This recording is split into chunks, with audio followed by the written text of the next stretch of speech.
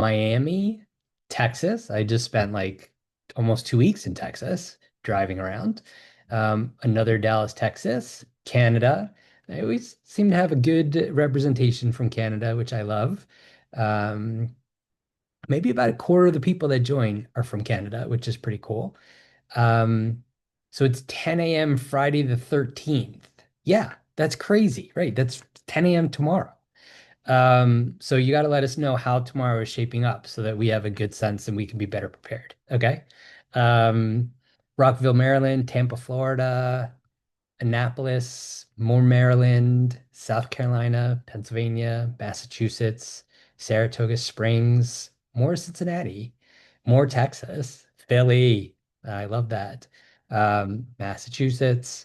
And the thing is, one of the things that I really like about this, and it's interesting. I didn't know this is why I enjoyed it until I kind of realized it.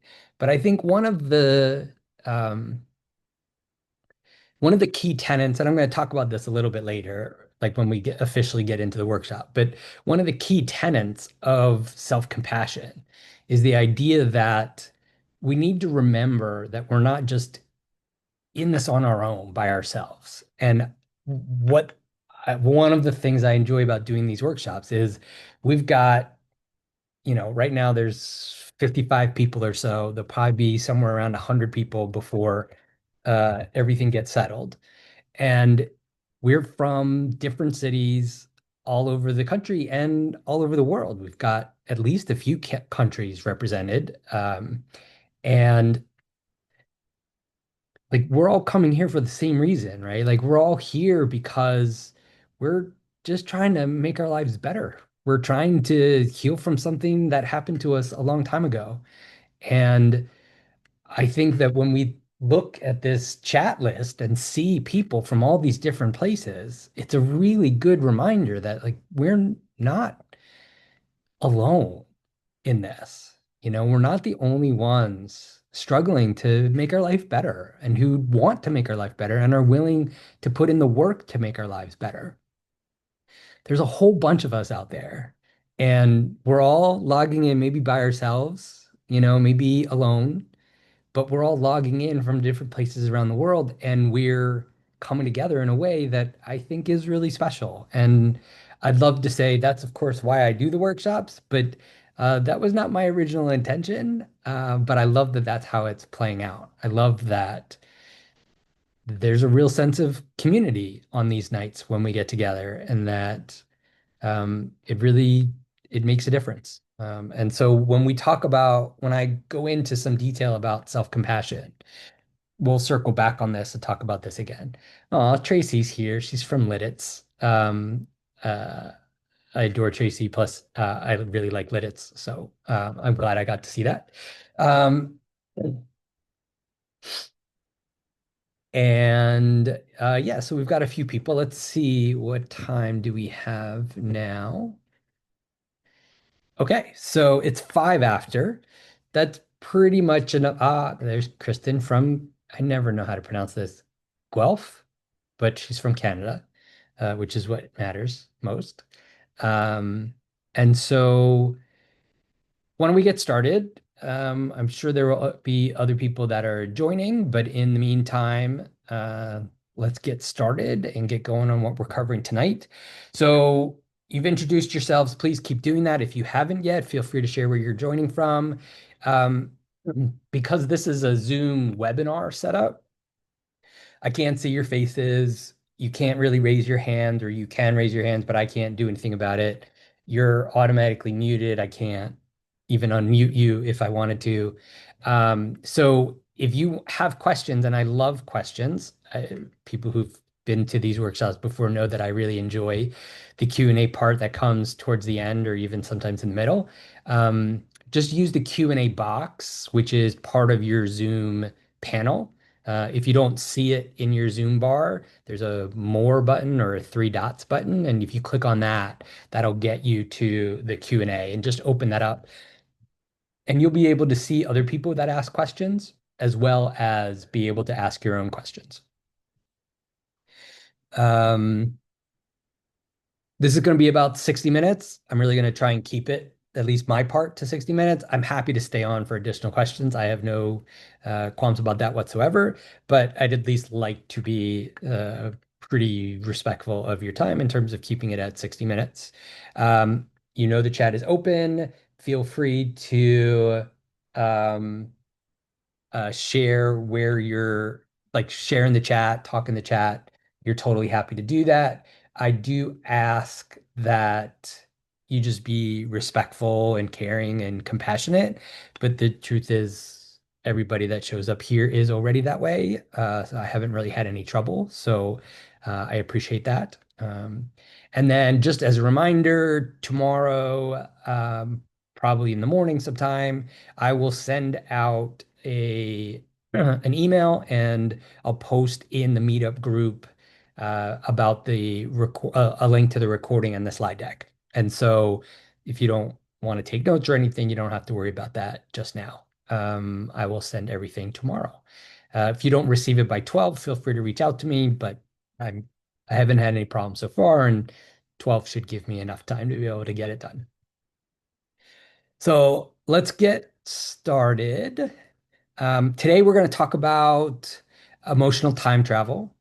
And I'm going to explain to you what I mean by that. And then we're going to talk about triggers. We're going to talk about anchors and helping you to be able to either stay present or return to the present when you get triggered. And so we're going to be talking about some emotional stuff tonight. Please, if you need to take a moment, always take care of yourself. You know, I'm never going to have a problem with that. Okay. For those of you that don't really know me that well, I'm Jeremy Schneider, is kind of what I do now. I run a company called Build on Your Strengths. I'm a licensed master of social work. I also have a master's in family therapy. I'm a certified life coach. I've been doing these workshops for since last summer, so maybe 8 months, something like that. It's been going really well. I'm so delighted at the community that we have created here, and I'm immensely grateful for it, to be honest. It's been a real gift for me. One of the things that I really try to emphasize is that I try to teach practical tools for dealing with mental health issues, particularly as it relates to overcoming trauma and healing. And so you're going to, even through tonight, there'll be a few tools that we'll go over together. And the idea is that we're just going to keep adding to your portfolio of tools so that you can pull on resources whenever you need them. I do workshops, I do coaching intensives and support groups, which I'm going to talk about at the end. And I also do individual coaching. I have my memoir, which is called In My Rearview Mirror, which is my story about how I overcame my trauma. And I'm hoping to publish that or I will be publishing that this year. And I also have a Psychology Today column where I talk a lot about AI and mental health. And in fact, I'm doing another workshop on AI mental health in 2 months, I think. I think. But we can talk about that later. Okay. So let's start at the beginning. What are emotional triggers? So, according to the Cleveland Clinic, emotional triggers are a series of situations that ignite sudden, intense, and usually negative reactions. We can have emotional triggers that uh, ignite positive reactions, but that's not often how we think about it. It's like if you've ever had a cookie that reminds you of being a kid and it was just such a good feeling, right? Like that is a trigger technically, but it's a positive one. We're going to be focusing on negative ones. As you can imagine, they tend to be more difficult for us.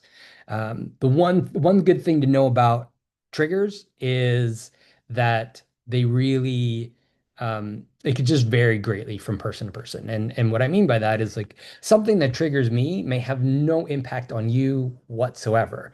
However, the opposite may be true. What triggers you, I may be fine with. And so it's really important when you think about that not to be judgmental about ourselves, like, oh, I can't believe this affects me and doesn't affect someone else. If we lived the same exact lifestyle, we'd probably have the same triggers, but we didn't. And so we don't have the same triggers. kind of think about triggers, breaking them down into four different categories. Environmental, which we're thinking about like places, activities, or events, things that we're at or in that can trigger us. Interpersonal, this is the one that most often happens, right? When we're dealing with a person that reminds us of someone that we grew up with, when they have a certain tone of voice, when they put us in a certain type of position, like when we feel like we're in a no-win situation, that can be very triggering for us. When we feel like we're in a helpless situation, that can be very triggering for us. So that's that whole slew of interpersonal ones. There's sensory ones too, things that happen in terms of smells or tastes or textures or sounds. Like, you can hear a song from your childhood and like all of a sudden you're like feeling feelings from that time, right? Like that's a very sensory kind of trigger that's happened for you. You can also have mental ones, cognitive ones. So certain thoughts, beliefs, memories that resurface that lead to strong internal reactions. So I want to give you this idea of what they are and kind of where they come from. And then we're going to really focus on how to deal with them for tonight. But before we get into that, I really want to take a moment to talk about what healing looks like, because I don't think it's possible to never get triggered. I've done decades of work, and I have committed to working on myself in ways I think most people, fortunately, have never had to. And I still get triggered. I've been dealing with something this week. The trick isn't not to get triggered. The trick is to be able to figure out to one, be aware that I've been triggered, two, to try and prevent the time travel component of being triggered whenever possible, and then to shorten the amount of time we spend in the past. And what I mean by that is often when we get triggered, we're going back to a time in the past. And I'm going to explain this a little bit better in the next slide. But so it's kind of like we're going back in the past. And often what can happen is that we can spend hours, days, weeks, months there without even realizing we're lost back then with before we're able to come back to the present. And so well, part of healing, I believe, is really limiting the amount of time that triggers impact us. And that's what we're going to really spend a lot of time focusing on tonight. So, for those of you that uh, have read the Harry Potter series or watched the movies, this will make a lot of sense to you. If it doesn't, I apologize. I'll do my best. But in Harry Potter and the Goblet of Fire, the Quidditch World Cup is going on, and the way that the wizards, right, the people of magic, get there is they use something called a port key.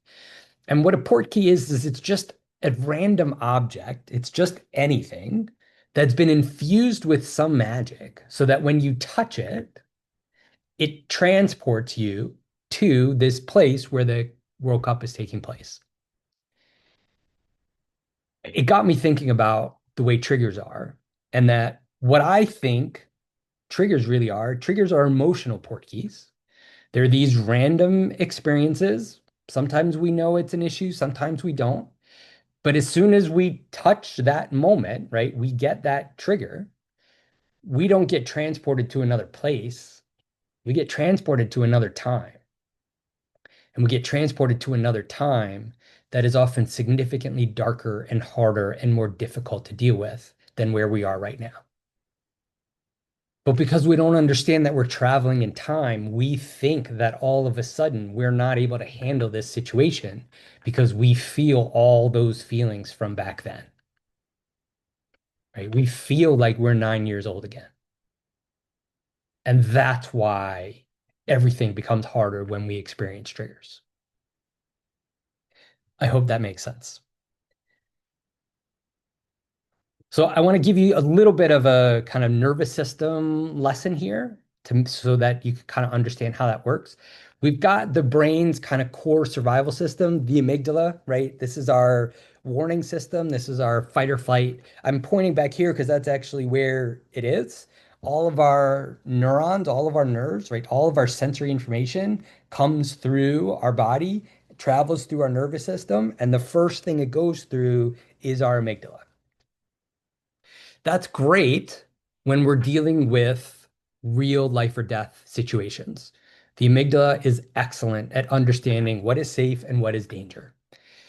And that's that old, when we were back in the day when we were hunting to survive and we would see a saber-toothed tiger. And it was like our amygdala knew that's a saber-toothed tiger. We got to get out of here. And we would just get out of here. There was no like contemplating. There was no considering. There was no like, well, what do we think we should? It was, we got to run, right? Our brains haven't changed that much, unfortunately, in the thousands of years since we were like that. And so we still do that, except that now we get particularly challenged with situations that felt risky and dangerous to us when we were kids, but are no longer that way anymore. And the reason that is because our amygdala doesn't tell time. It doesn't understand the passage of time. It doesn't know the difference between today, yesterday, and 30 years ago. For it, it's just all one thing. So when we see that tiger, it's like we saw the tiger just seconds ago and it reacts. So when we feel a trigger, it's just like we saw that trigger just seconds ago and it reacts as if it was seconds ago when it was really 3 decades. So we get this information, it comes through our system, right? It goes up through our amygdala.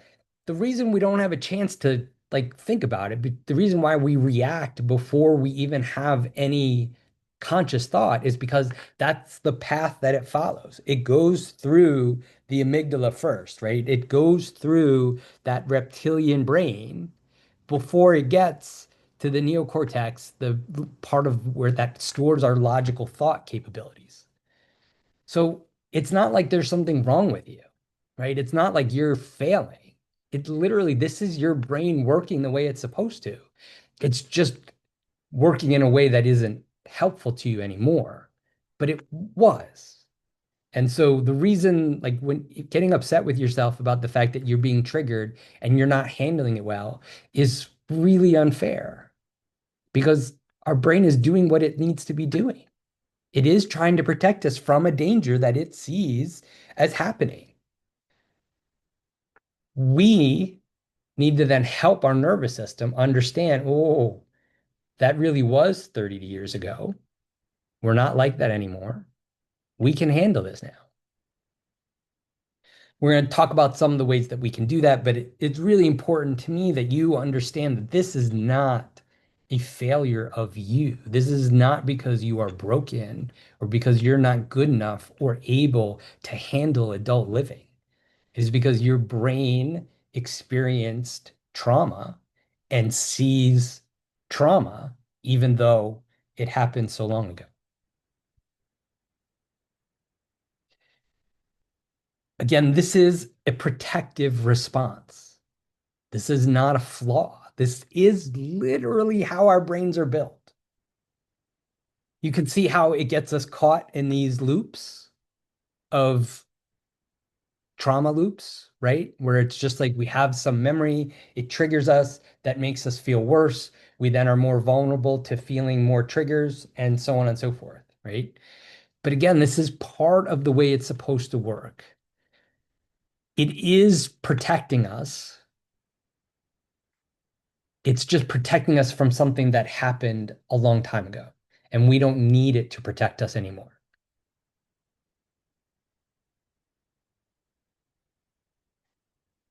Part of the reason triggers feel so powerful, and I touched on this a little bit, but being an adult is hard. Uh, at least that's my experience, right? Like, it's not easy to be an adult. There are lots of challenges. When we get triggered, we actually feel like a child. And so for me, I almost always go back to being 9 years old. Being 9 years old and dealing with my adult life is terrifying, right? Like, that's those moments where you're like, I can't handle this. This is too overwhelming. I can't do this, right? Those are always good signs that you've been triggered. And in fact, I'm gonna I'm doing an IFS coaching intensive, and I'm really gonna focus on that. Um, I'll tell you a little bit more about that later, but that's really a key component of that is to help us understand how we feel in those moments and how to talk to ourselves in those moments. So the triggers really are just sending us back in time so that we feel like we're 9 years old again and we're reliving that situation, but we're reliving it now, dealing with a boss or a partner or a child or whatever, but feeling like we're 9 years old and not able to do it. It's hard. And the thing is, there's survival strategies. This is stuff that we learned growing up to get us through whatever it is that we experienced, which is amazing that our brains can do that. Now we just got to help our brains understand that it's over, that it's not happening anymore, and we don't need to be protected in the same way.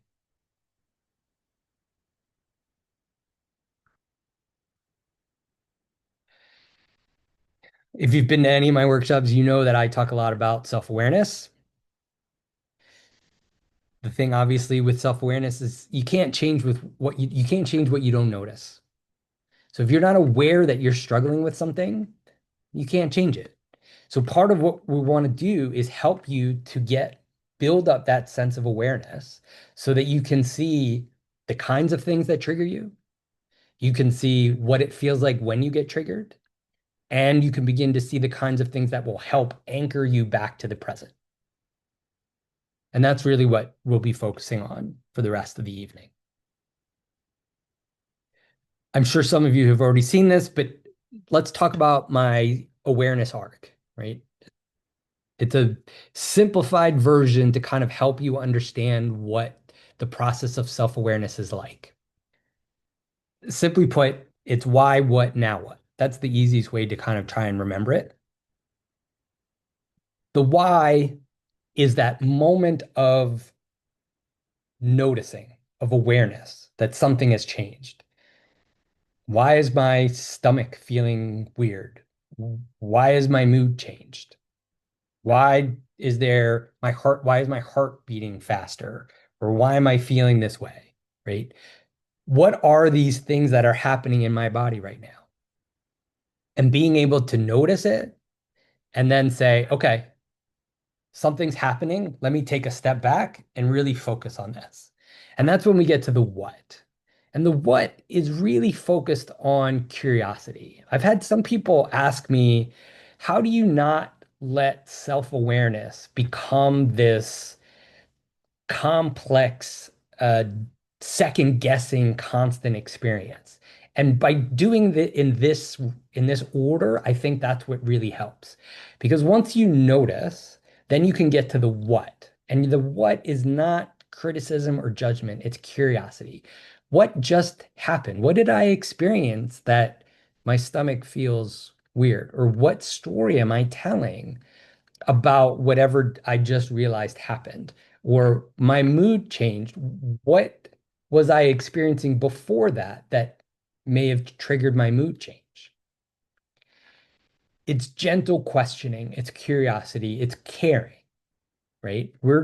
We genuinely just want to know because once we know, then we know what we can do about it, right? And then that's the now what. So we've had this notice with this awareness, we've explored it, begun to understand maybe where it came from.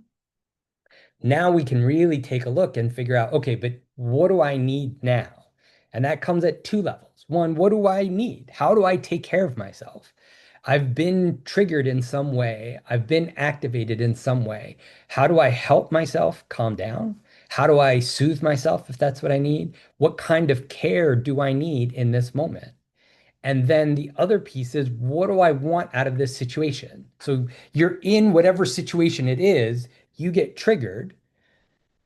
Instead of just reacting to that situation by going through this process, now you get a chance to think about, oh, but what I want out of this situation is this. And I'm going to give you an example of that. The now what is really focused a lot on self-compassion. And I hope you can see that. It's taking care of ourselves, it's being kind to ourselves, it's being understanding and supportive. It's not being critical or judgmental. So the example that I like to use is I used to have a boss that would he would send me an email with three question marks in blue. That was all it was. And it was just like you weren't always sure what it meant.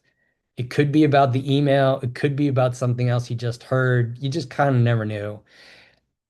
I don't always do well in that kind of uncertainty. And so when I was a lot younger, which is when I knew him, I it would trigger me all the time.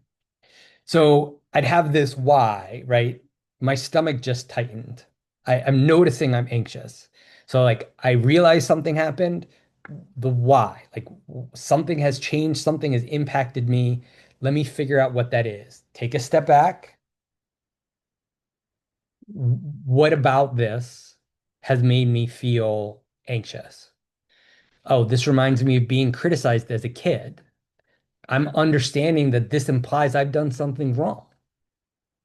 And by understanding that this is not just about the present, but it's also about how it connects to the past, I'm seeing how that trigger impacts me.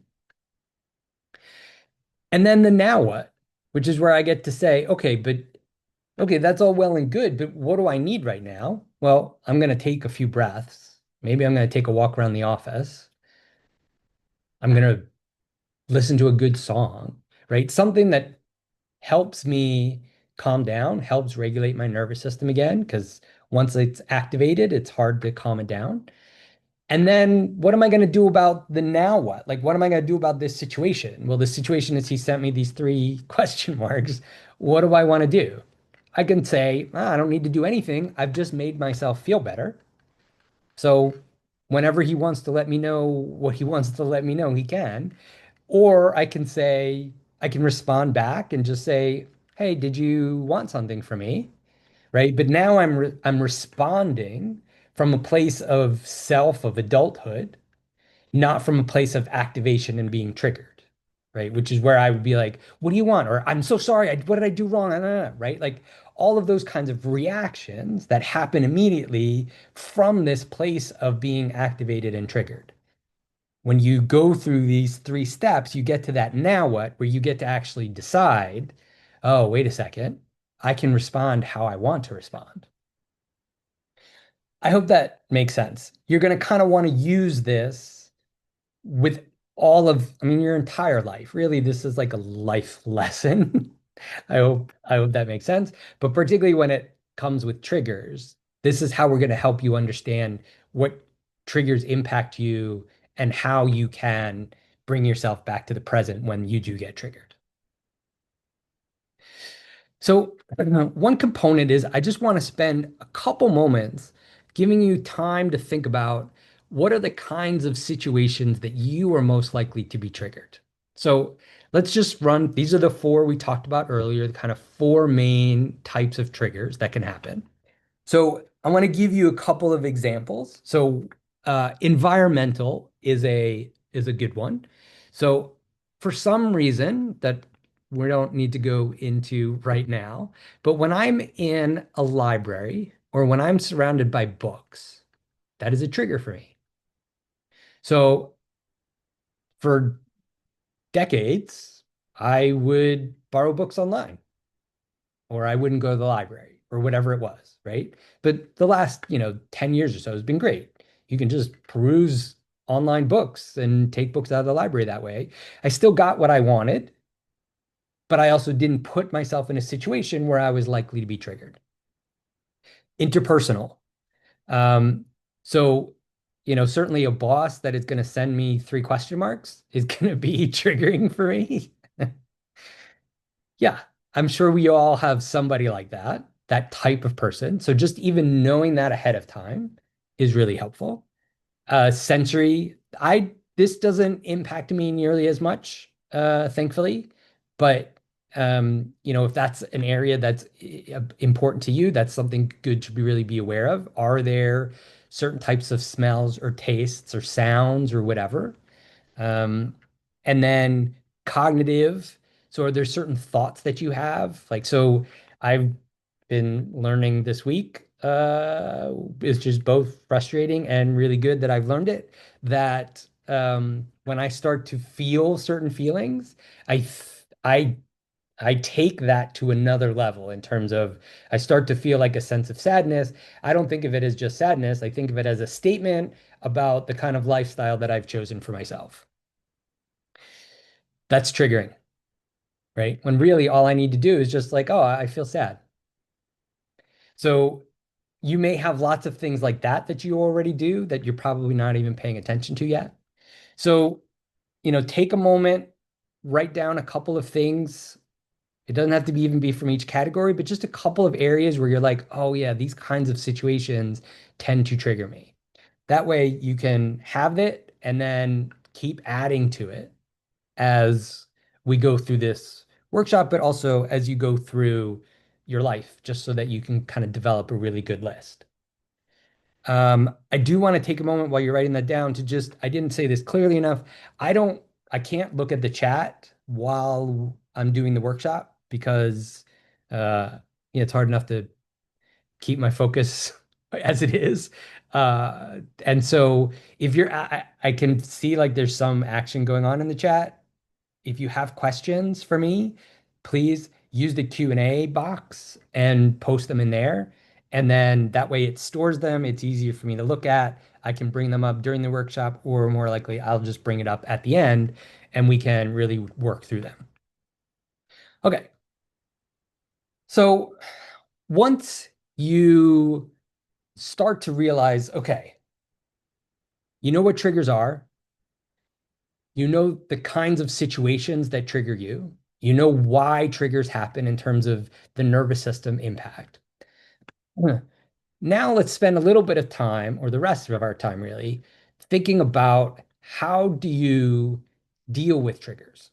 So now we're going to basically assume you've been triggered, something has happened, and the goal is to try and bring yourself back to the present. And the way that I think about this is that time travel transports you back to being a kid.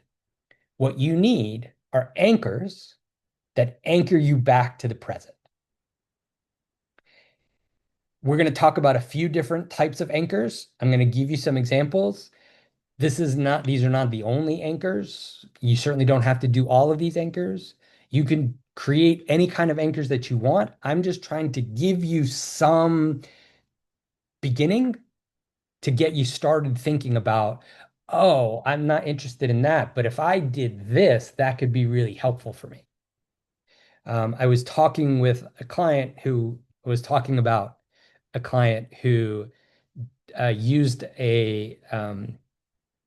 who just had like a really good goal-oriented note that they gave themselves. So every time they started to get upset about a test that was coming up, they looked at their goals and it like really helped them to calm down so that they didn't get triggered. They were just able to focus on the test and they actually found that they were sleeping better. And I think they were sleeping better because they were not getting triggered as much. Getting triggered is basically having our nervous system be activated. And when our nervous system is activated, it's really a lot harder for us to get some sleep and certainly get some rest. So that was not something that I've used, but that's totally something you can use. So I just want to give you some examples and we'll go through them.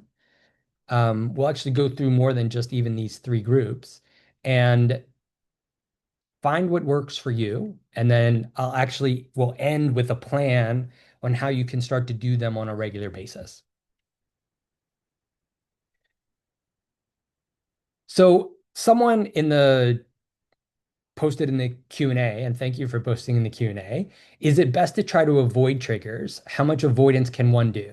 And so I think that's a really good point. And I think the reason I'm pausing now is because we're going to be talking about how to manage triggers, how to manage yourself when triggers happen. So I really want you to have the context that you don't have to avoid triggers. You just need to be prepared for them. Because if you know that you're likely to be triggered, and then you know that you have these anchors ready to help bring you back to the present, then you're pretty well prepared. And even if you do get triggered, it won't be that big of a deal. Right now, getting triggered feels like this incredibly disruptive, helpless, hopeless kind of experience, which makes perfect sense because that's what it feels like, which, by the way, is completely triggering, right? Most of us who grow up in difficult situations in our childhoods spend a lot of time feeling helpless or hopeless. And so being triggered makes us feel that way again, which in and of itself is another trigger for us. So knowing how to handle your triggers, I think will make it a lot easier to be able to face certain triggers. Now, there's some that there's just maybe no reason to face, right? Like I I have a terrible fear of heights. I don't need to go stand by cliffs without railings just to like challenge myself because I know I can talk myself down, right? That's not really necessary. My life is fine not being on the edge of cliffs. But if it was so bad that I couldn't like look out from a tall building or I couldn't like get on a nice boat and look over the edge, like that becomes very different. Like how much is this trigger really limiting our experience of the world? So it's not the best answer in the world, but basically what I'm saying is I don't think there's a need to avoid triggers, particularly if you're able to help prepare yourself for them and you know them going in and you have these ways of caring for yourself.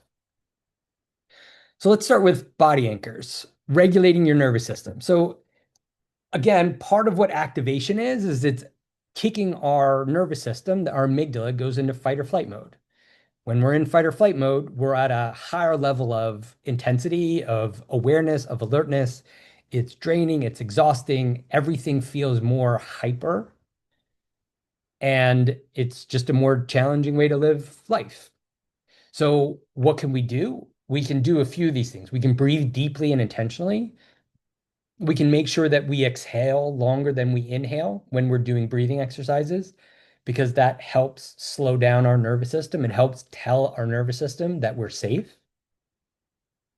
We can connect our physical body, like we can hold our hands together, we can put hand over our heart, we can put our feet firmly on the floor, our hands on a table or on our laps. We can press our fingers together, anything that sort of helps us ground ourselves to the present. We can do the 5, 4, 3, 2, 1 method, which is like engaging our senses. The 5, 4, 3, 2, 1 method is a way of grounding ourselves. Five things you can see, four things you can hear, three things you can touch, two things you can smell, one thing you can taste, something like that. You don't have to do it just like that. Any sort of grounding of like, oh, look, this is my mouse. This is my laptop. This is my, oh, you can't really see it. This is my Eagles bear, right? Like whatever it is, you can start calling it out. And just the act of noticing those things is going to help ground you to the present. Uh, I talk about our nervous system being like a speeding train. And so taking station stops during the day, using these exercises and activities as moments to pause during your day will also help your nervous system from getting too sped up. And so that's really important. And the best times to do things like these are during transitions. So you've just finished a meeting, but before you start your next meeting, or you just got off a call, or you just finished something on your to-do list, or you're going to take lunch, or you're going to take a break, or you're leaving the office, or whatever it is, right? All these transitions are always good times to do some nervous system regulation. I thought we would take a moment and do some breathing exercises together. There are three here. We're just going to do one of them, but I wanted you to have options because that's like a big thing for me is making sure you have options. So there's 5/7 breathing. There is box breathing and there's counting breaths. So, uh, counting breaths is just simple. You're breathing in, you're breathing out, silently counting to yourself. One, box breathing is inhale for four, hold for four, exhale for four, hold for four. So it's like you're kind of creating a box. The one that we're going to do together is you inhale for 5 seconds, you exhale for 7 seconds. We're just going to do this for like 5 breaths. I just want to be conscious of time. I think I've been going a little slow today. So I want to make sure we get everything done at a reasonable amount of time. So let's do this together. First of all, let's just take a breath, close our eyes, take a breath. Okay. You can close your eyes, you can open your eyes. You're going to breathe in through your nose. If you want to breathe out through your nose, that's okay. If you want to exhale through your mouth, that's also okay. Whatever is comfortable for you. So we're going to inhale for 5 seconds and exhale for 7 seconds. If this is too long, then you can do inhale for four, exhale for six, inhale for three, exhale for five, whatever works. Okay, so inhale for 5 seconds. One, two, three, four, five. Exhale. One, two, three, four, five, six, seven. Inhale. One, two, three, four, five. Exhale. One, two, three, four, five, six, seven. Inhale. One, two, three, four, five. Exhale. One, two, three, four, five, six, seven. Do the last two on your own.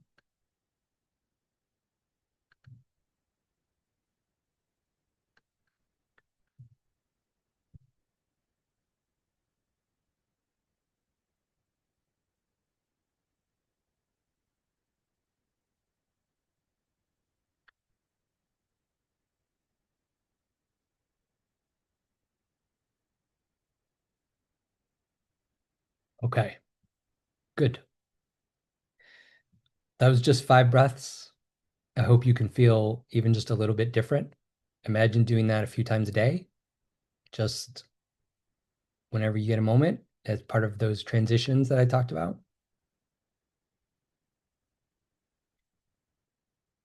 I want to talk about script anchors. Some of you know that I do workshop on scripts. It's like the idea that we have these um, lines that we read when we're in difficult or traumatic situations, when we get triggered.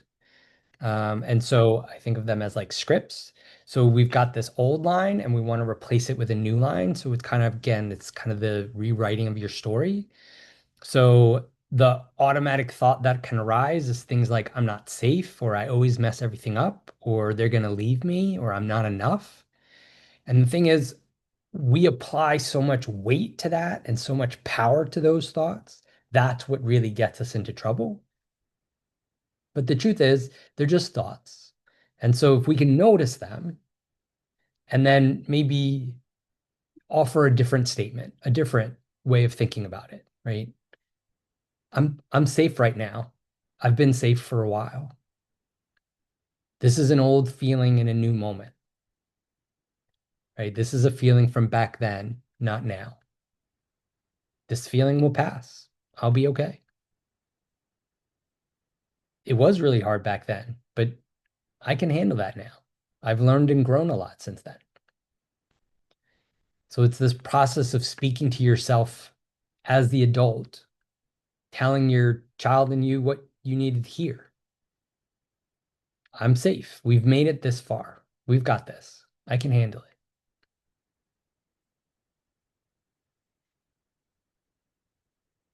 I, I joke that I could do this. I could do just like an hour on this section alone. And so obviously I will do my best to not do that. Uh, but anything less than an hour, consider that a victory on my part. Um, there are lots of different ways to do emotional anchors. This is kind of my specialty. I do a lot of these.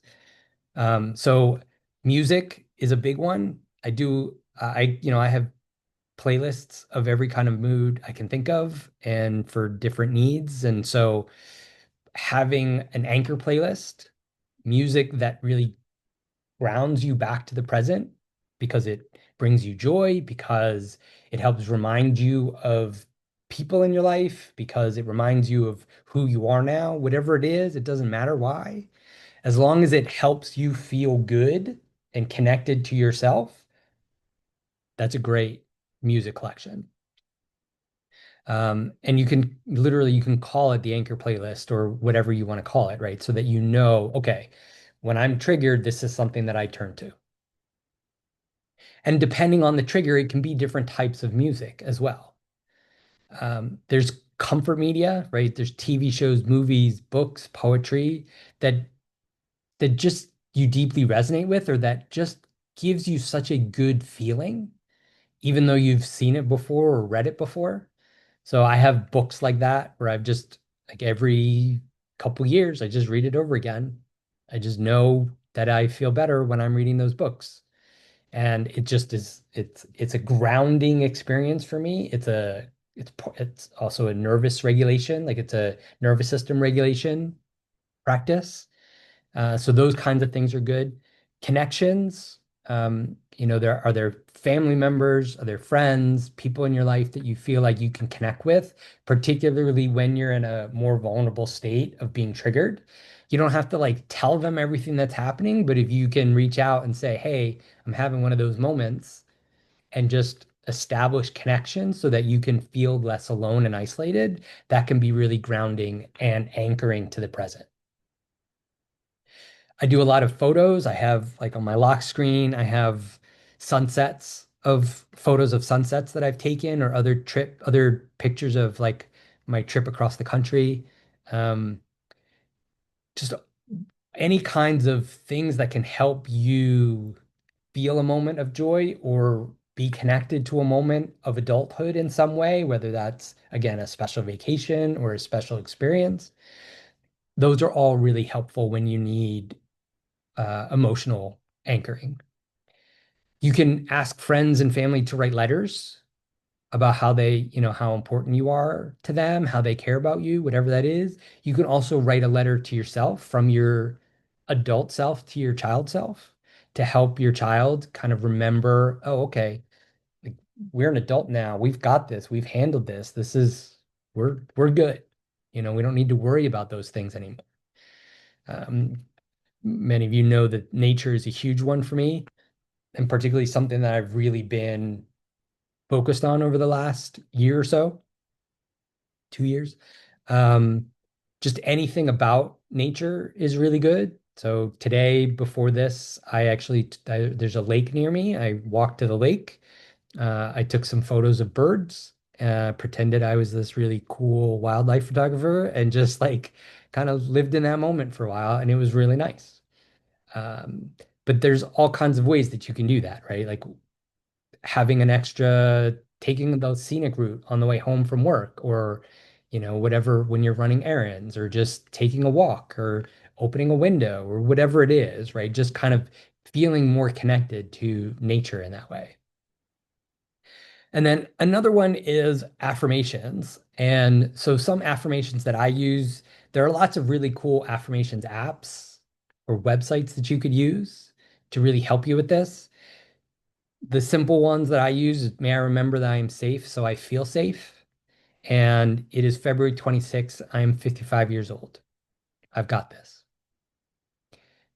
So there are lots of different ways that you can play around with anchors, but especially emotional anchors.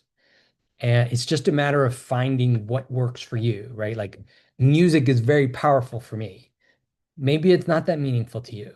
So having a music playlist as an anchor won't be that helpful. So maybe it's something else. Again, I'm just trying to give you as many options so you can kind of see, oh, this is going to work for me. I'm going to be able to do this. I touched on it earlier, but there's a really powerful way of anchoring ourselves with self-compassion. And I most of you probably know Kristen Neff. She's the one that developed all the research behind self-compassion and how powerful and healing self-compassion can really be. There are three components to self-compassion. One is self-kindness, right? That's the sort of traditional way we think about it. It's really the ability to be kind to ourselves, to care for ourselves, to be compassionate with ourselves, as if we were talking to someone that we truly love, which I think most of us do love ourselves. We don't think of it that way. And we've learned to talk to ourselves in a way that doesn't sound loving, right? But like for me, there are things that I would just never say to my kids because I love them and I just wouldn't do it. I say those things to myself. And so I've really worked hard to stop because like if I wouldn't say it to my kids, why would I say it to myself? That's not fair. I'm certainly not going to start saying it to my kids. That would be mean. So like just kind of thinking about how can we be kinder and nicer to ourselves?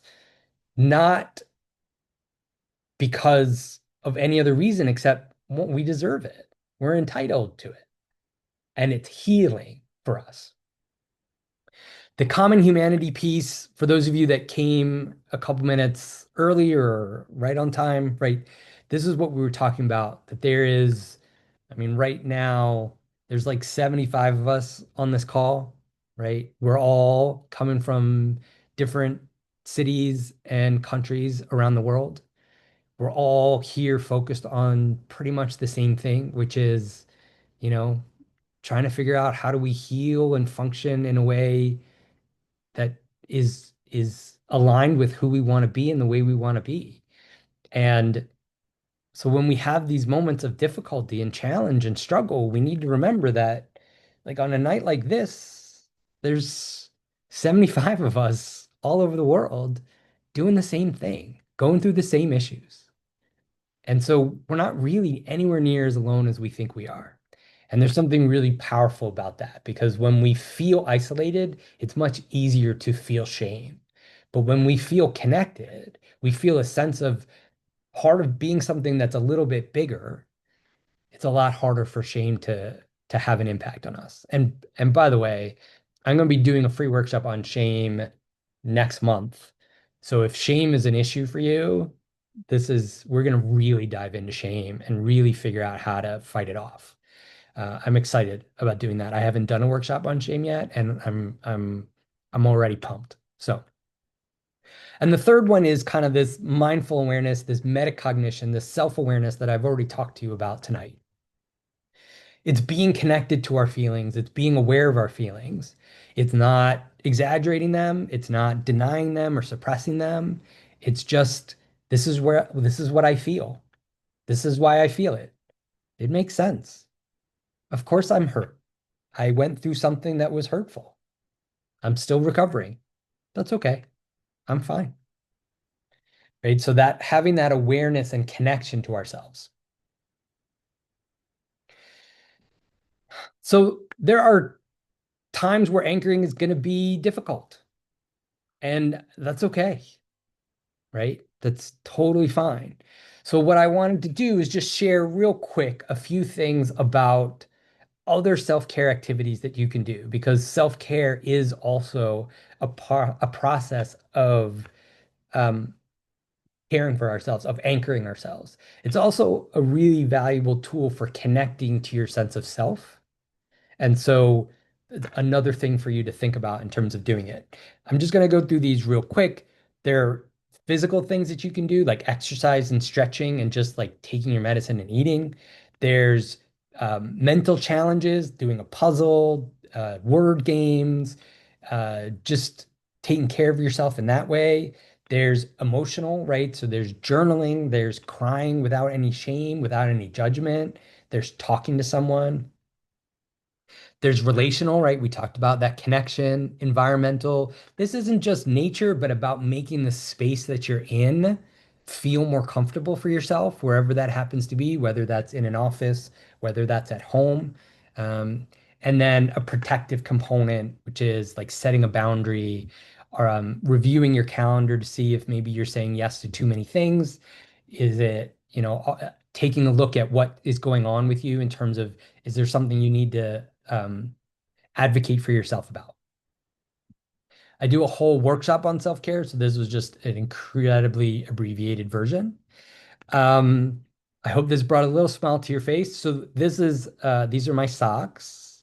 Um, I I haven't come up with a name for this anchoring tip, but it's like the anchoring with joy tip is what I think it should be called. So it's like everyday joy, right? So I wear socks that are colorful because frankly, I look at my feet and I feel good when I see colorful socks on them. And so just little things like that. I have a keychain that is from Arches National Park that has my name on it. So when I see it, it's like, oh, that's cool. I remember that. That was great. I I I have the little stone that's hard to see that I bought in New Orleans. And that sometimes I just play with. And like that, I just like, oh, that was New Orleans. That was great. This was a good experience. This has a good feeling for me.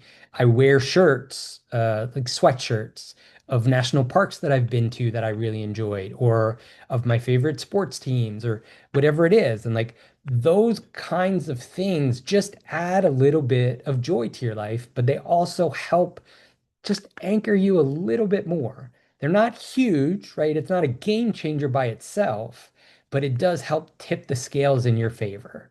And so I want you to think more intentionally about the kinds of things that you incorporate in your day in order to kind of help yourself be a little more anchored.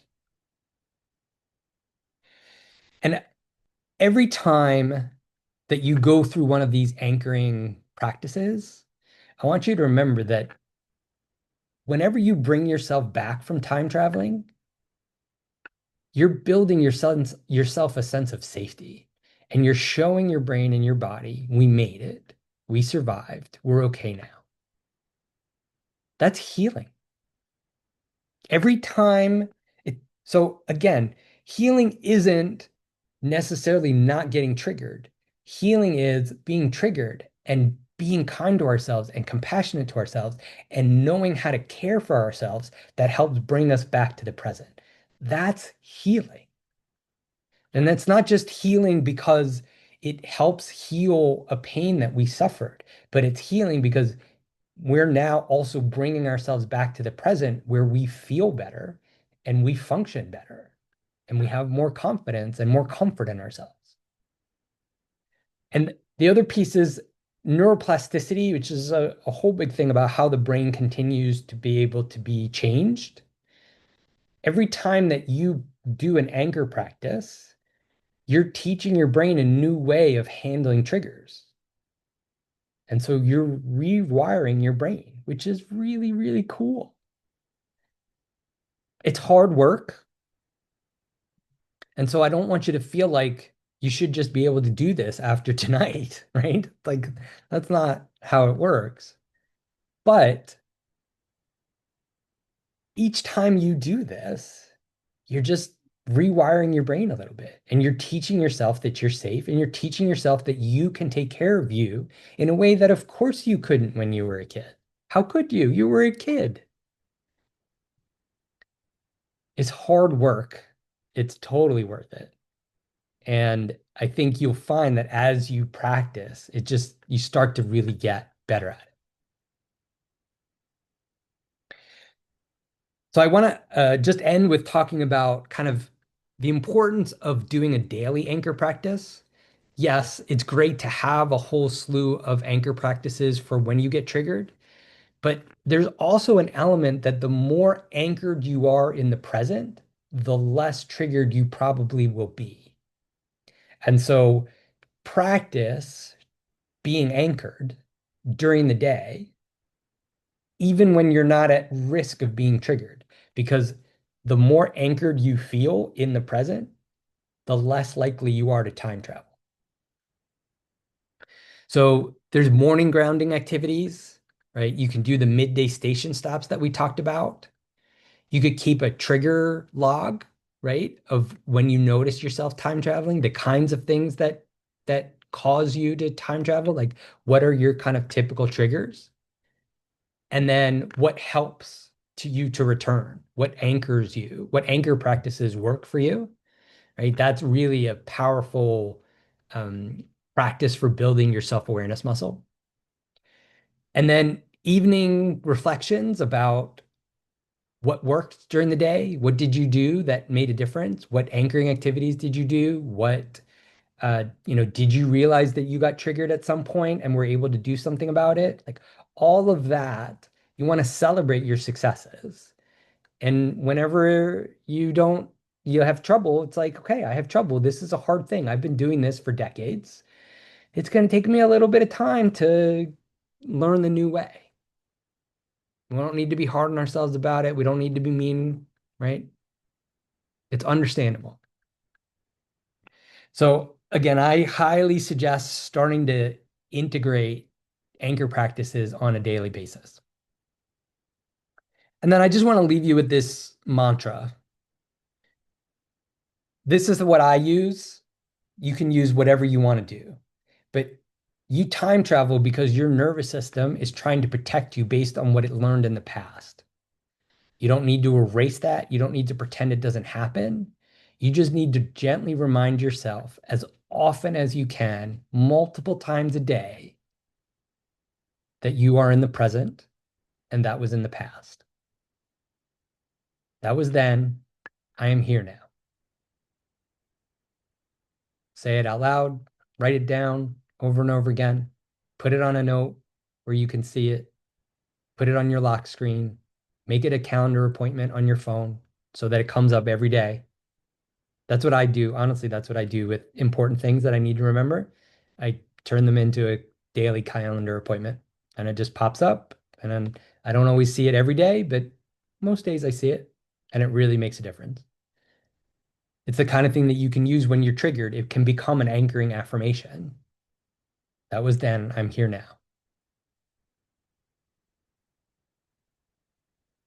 Thank you very much. I know this was a bit of an intense one, but I appreciate you sticking around and being here for it. Um, if you liked it, please take a moment to rate and review it. One of the things that really does is it helps other people find my workshops, which means other people get help that you got tonight, hopefully. And I like that. So if tonight resonated, here's some options for what's next. Most people leave workshops thinking that was helpful, but will I actually use it?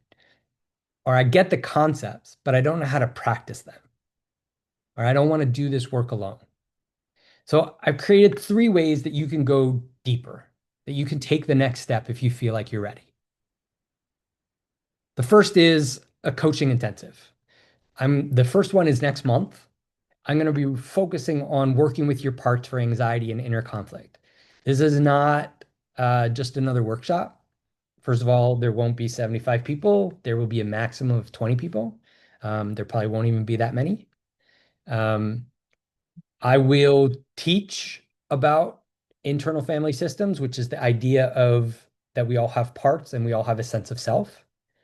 But I will also spend at least an hour practicing with you, guiding you through practices, working with someone individually to talk to their parts so you can really see what that looks like and give you an opportunity to do the same thing if you want me to work with you. The idea is to take not just the learning, but to then really get good at practicing those dialogues, learning to listen to yourself, having a conversation with your parts, knowing what you can do in those situations. So this is it longer intensive? It's 2 hours. It's $47. I hope you give it a shot if it's something that you think is going to be helpful for you. Another thing that I've started is what I call the integration circle. It's a monthly support group for your healing journey. This is really for people who are doing the work on a regular basis, but know that it can be challenging or difficult, or know that sometimes it's really hard to do it by yourself all the time and you just need a little more support. Or maybe you're doing it without any therapeutic assistance whatsoever, and having access to someone like me at least once a month could be really helpful. This is not going to be therapy, but we will talk about successes that you've had, challenges that you have. I will do coaching with you because I want it to be Like I want it to be more on the practical side where you're actually seeing, oh, this is what I could do in that situation versus just theory. There's no lesson, there's no workshop, there's no slideshow or anything like that. It's just us sitting together virtually. And that's $25. And again, that's once a month. But if one-on-one is your style, is that's what you're more comfortable with, feel free to schedule a 30-minute clarity call with me. I think of it as a mini session. We'll talk for 30 minutes. You'll tell me a little bit about what's going on with you. I'll give you my perspective, and you'll get a feel for what it's like to work with me. I promise you, I will not ask you to schedule while we're communicating face to face. I don't want you to feel that kind of pressure. It's really important to me that if you want to do this, that you want to do it on your own and you have a chance to really think about it. So at the end of the free clarity call, I'm going to send you an email with my coaching agreement just so that you have that. You'll know the prices and everything. And I'll send you my calendar link. So it's easy for you to schedule if that's what you want to do. It's also easy for you not to schedule if you don't want to. Up to you.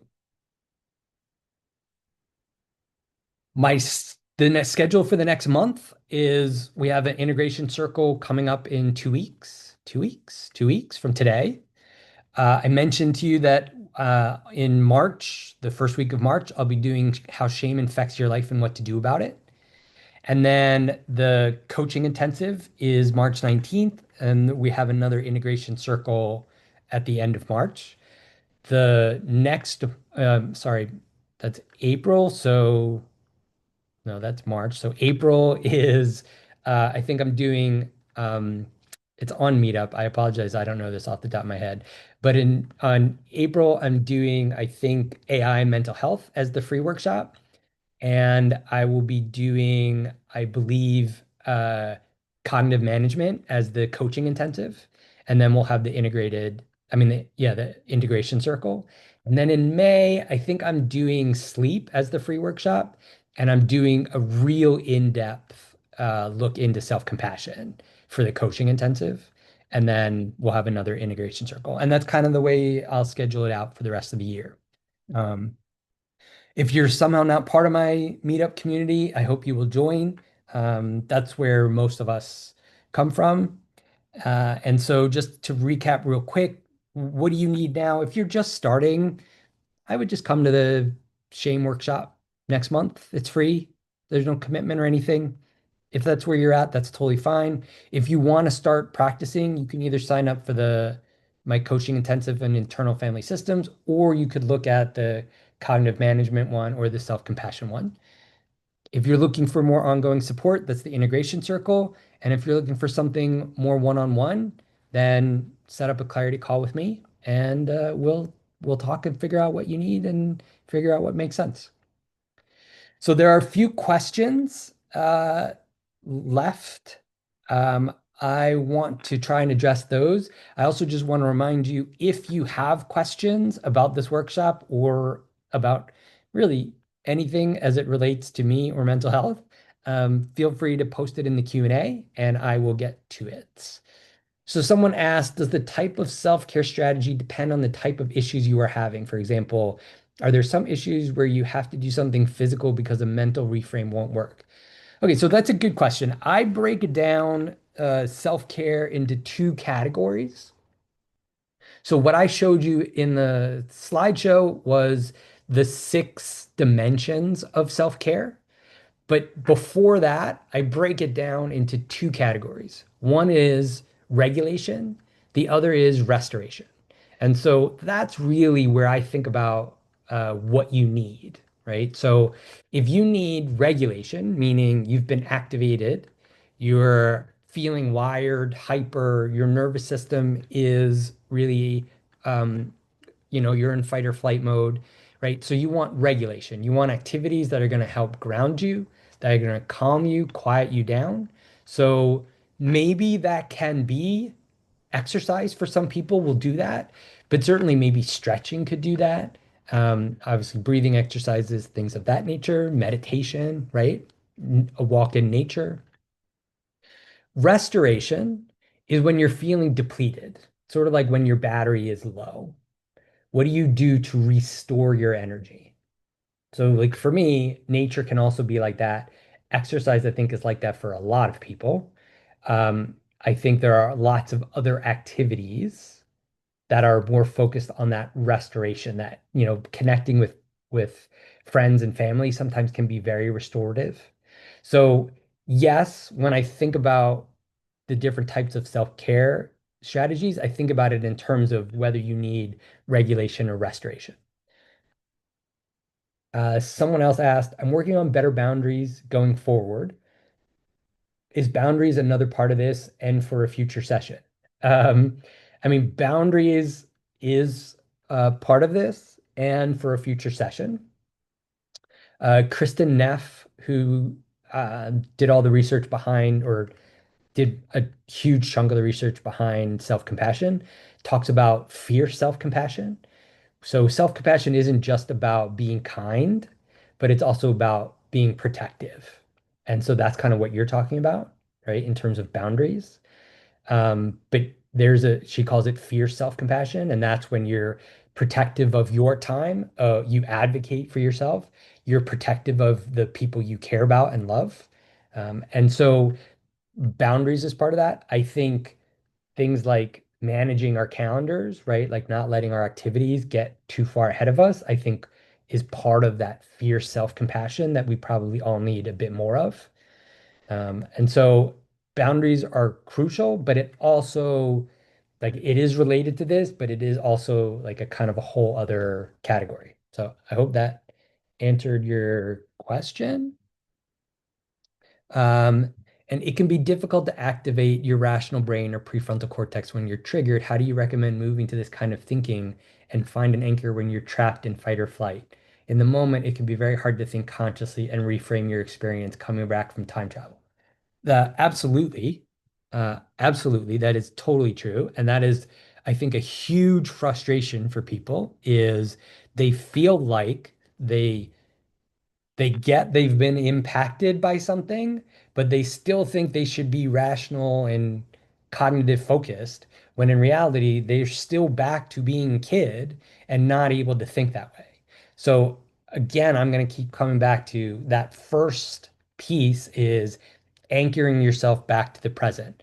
That anchoring can be a grounding activity, it can be music, it can be the emotional anchors, it can be a self-compassion anchor.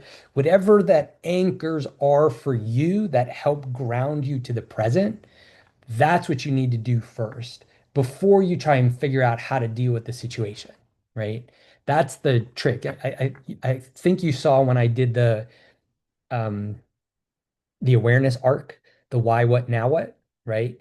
Like we don't do the now what second, right? We do the now what third because we've already figured out the why and the what. We've already figured out we've been triggered. We've already figured out how that happened and what is happening with us. And then the now what part is figuring out, okay, what do we need to do to help ourselves? That's that grounding piece, right? That anchoring ourselves in the present. And then the rest of the now what piece is, now what do I want from this situation? Now it's like, in that example with a boss that does the three question marks, right? Like I don't start to deal with him until I've already understood what happened to me, grounded myself in the present so that I can then respond to him instead of just reacting like I have in the past. I hope that makes sense. The goal is not to think consciously right away. The goal is to ground yourself first, calm your nervous system first, because then you'll be able to more easily think consciously. It's just that we can't be expected to do that when we're feeling like we're 9 years old in this terribly difficult situation. Okay. That looks like those are all the questions. If you have any other questions, let me know. Otherwise, thank you so much for joining tonight. It was great to see you all again. And I will hopefully see at least some of you in a couple weeks for the integration circle, and hopefully see a bunch of you again next month for one of the workshops or intensives or groups that I'll be running. Okay. Thank you very much, everybody. Take care. Have a good night.